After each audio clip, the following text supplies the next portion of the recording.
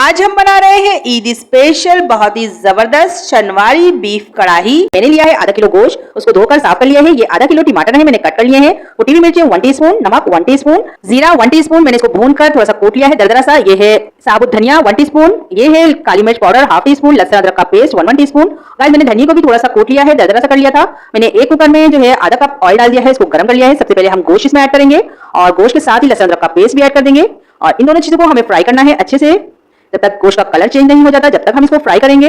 और guys medium flame पर हमें इसको बनाना है और ये 2 मिनट लगे हैं तकरीबन इसको फ्राई होने में। ये देख सकते हैं आप गोश्त का कलर चेंज हो गया है। अब मैंने टमाटर ऐड कर दिए हैं और टमाटर ऐड करने के बाद इसको थोड़ा सा हम मिला लेंगे ताकि टमाटर भी अच्छे से मिल जाए। ये देखिए गाइस टमाटरों ने भी अपना पानी रिलीज करना शुरू हो गए हैं ये।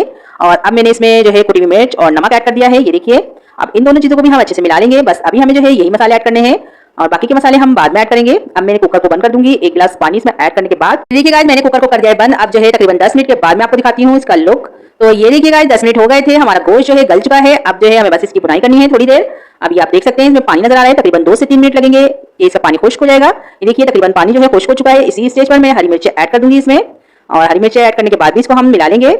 और ये देख सकते हैं तकरीबन 2 मिनट हो गए हैं इसको भूनते हुए, ऑयल नजर आने लग गया है। इस स्टेज पर हमने जो जीरा धनिया और काली मिर्च रखी थी वो ऐड करेंगे और इसको ऐड करने के बाद हमें बस तकरीबन 1 मिनट इसको जो है फ्राई करना है, ज्यादा हमें इसको पकाना नहीं है। ये मसाले एंड में ही ऐड किए जाते हैं। तो गाइस ये देखिए हमारे जो है कढ़ाई बिल्कुल तैयार हो चुकी है। अब मैं जो है इसमें हरा धनिया ऐड कर दूंगी, तो दिखाती हूँ इसका फाइनल लुक डिश आउट करके। ये देखिए गाइस माशाल्लाह से हमारी शनवारी की बीफ कढ़ाई कितनी जबरदस्त लग रही है।